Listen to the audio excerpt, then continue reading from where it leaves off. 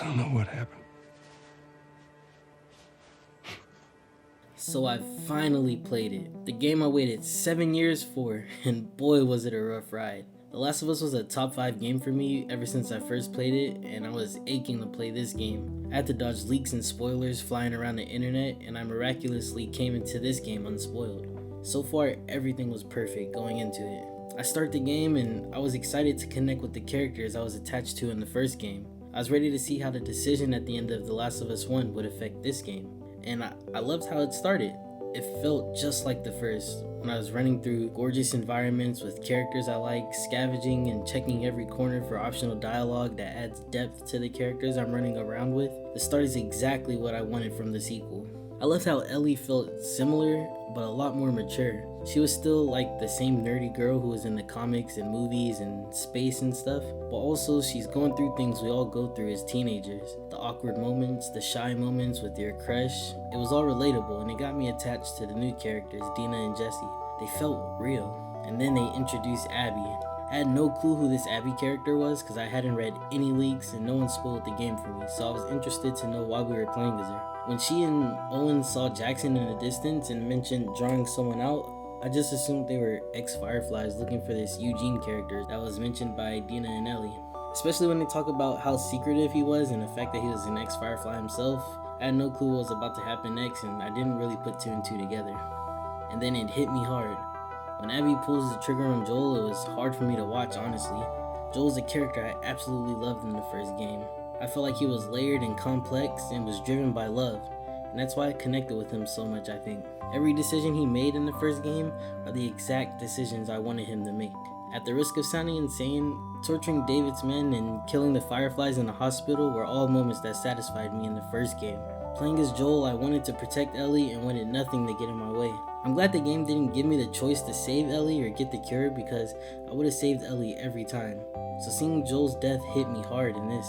At that point I had to put the controller down and breathe and reflect on what just happened. Then after that, I was outraged. I felt exactly what Ellie was feeling. Rage. I wanted Abby to die, and I wanted to kill her as soon as possible. And this is exactly what the game wants you to feel.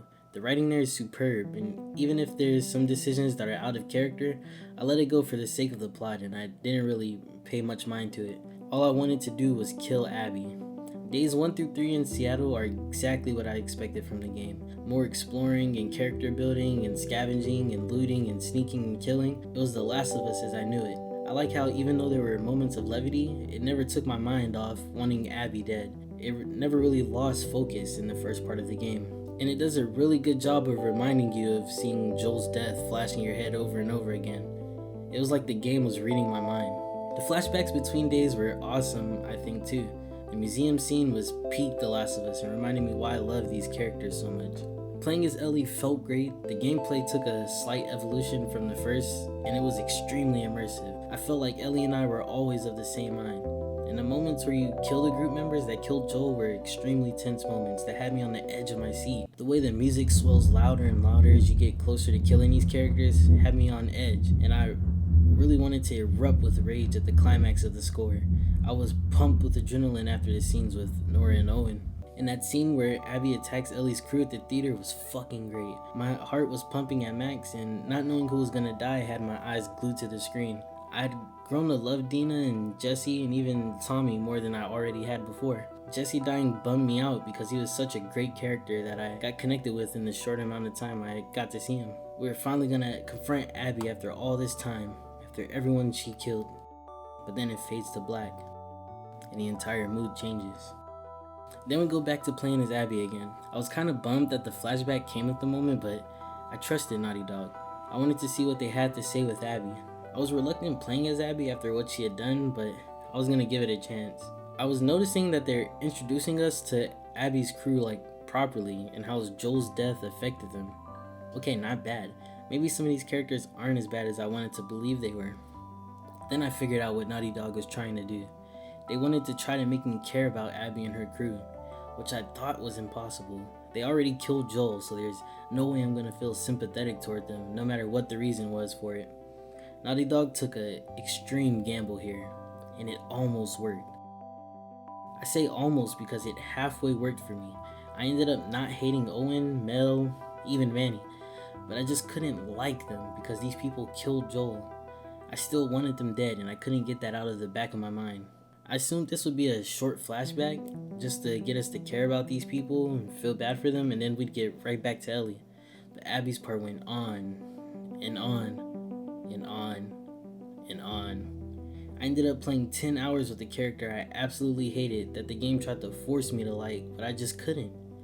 Yeah, Joel killed Abby's father, but I didn't care about Abby's father.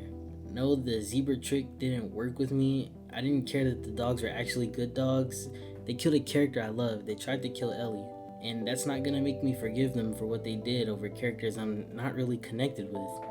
The game tried to make me understand why Abby went after Joel, to make me realize that Joel wasn't a good guy. The problem is, I already knew that. Playing as Abby added nothing for me that I didn't already know from the first game. I knew that what Joel did was fucked up, so it felt like Abby's section is telling me something I've already reflected on at the end of the first game. Now don't get me wrong, I don't think Abby's a bad character. I actually believe her entire group's written well, and getting another perspective on Joel's actions could have been a great idea if executed in the right way.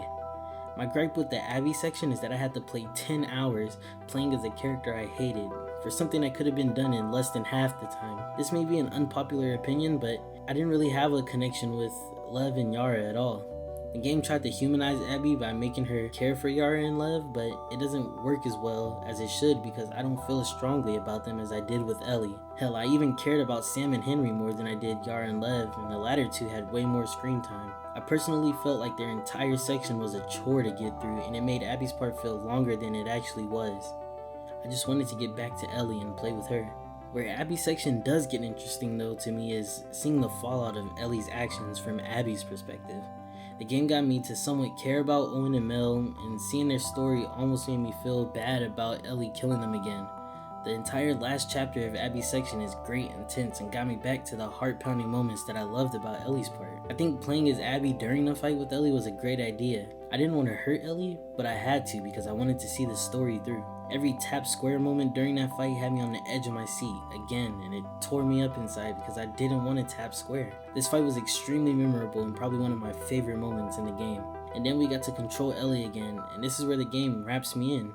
I really like that the game slowed down here. After that heart-wrenching fight, it gave me, some time to reflect and breathe. It's nice to see Ellie finally have some happiness after everything that's happened, but in the back of my mind, I was still thinking about how I wanted to finish off Abby. And the game conveys this perfectly with Ellie freaking out in the barn. It was a great moment because it was exactly what I felt. The writers really nailed making you feel what Ellie's feeling. But I was conflicted about Ellie leaving to go kill Abby. On one hand, I wanted her to keep living her happy life, but on the other hand, I wanted her to finish the job and avenge Joel and get closure for his death. I realized this is the end of the game, and it's suddenly kinda jarring. Abby's section was so long, I felt like I barely got to play as Ellie. I felt back at home with her, but I felt like I didn't get enough with her. It didn't truly feel like this was Ellie's story. It felt like the game was more interested in Abby, and Ellie was just along for the ride. But I continue on going to hunt for Abby until I finally get to her at the beach and start the final fight scene. This was again an intense fight and really well done. I felt relieved that I was finally going to be able to finish this once and for all. And then, it doesn't happen. Ellie spares Abby. Thinking about this reminds me of a quote from the first game. After all we've been through, everything that I've done, it can't be for nothing. And it sort of applies here, but not in a good way. Ellie chose to spare Abby, and her entire journey was for nothing. She didn't grow as a character to justify this action. The game never once reflected on the carnage you had to commit as Ellie from Ellie's perspective. She chose to leave behind her family to get revenge and didn't even carry it out. This decision made me feel hollow and upset. I thought about what the game was trying to tell the player. Revenge is a vicious cycle that is destructive to you and the people around you. And yeah, I felt like it sort of accomplished that. Ellie got her revenge, but at the cost of all of her friends. Thing is, Ellie never got to carry out her revenge, and that's because the entire California section of the game ruins the entire theme of the story, in my opinion. The way that they could have done this was Ellie got her revenge by killing off Abby's friends and then left her with nearly no one in the end. Now if the game ended there and Ellie never left the farm and Dina behind while still letting Abby live, I think I might have been okay with it. or have her knowingly leave her life behind, possibly for good, but in Ellie's eyes, killing Abby might have been worth it. The problem is that the game does both. She throws away her life just to end up not killing Abby anyway. The fact that she threw everything away for this moment and doesn't even carry it out feels unfair for Ellie. It doesn't feel like she went through an arc to get to the point where she could forgive Abby and not want to kill her. And I feel like they sacrificed that potential development to try to humanize Abby when they could have trimmed her sections and gave an actual arc for Ellie to come to the decision that she makes there. Instead, it feels like it comes out of nowhere and leaves the player unsatisfied with the resolution. Overall, I feel like this is a great game with mostly superb storytelling. It tries to do bold things and it could have been amazing if done right. But the second half suffers from the pacing issues, and the ending hinges entirely on whether or not Abby's story gets you to like her or sympathetic with her. If you feel how I felt playing through the story, then the game won't satisfy you fully at the end. It'll even make you feel hollow once the credits roll in. I was really rooting for this game to be transcendent because that's what the first game was for me. It shook the world and everyone realized how amazing it was. This game had the potential to even surpass that. But in my opinion, it falls shy of being as special as the first game was, simply because of a gamble Naughty Dog tried to bank on. Overall, the game has a strong start for me, but the second half really drags it down from its full potential.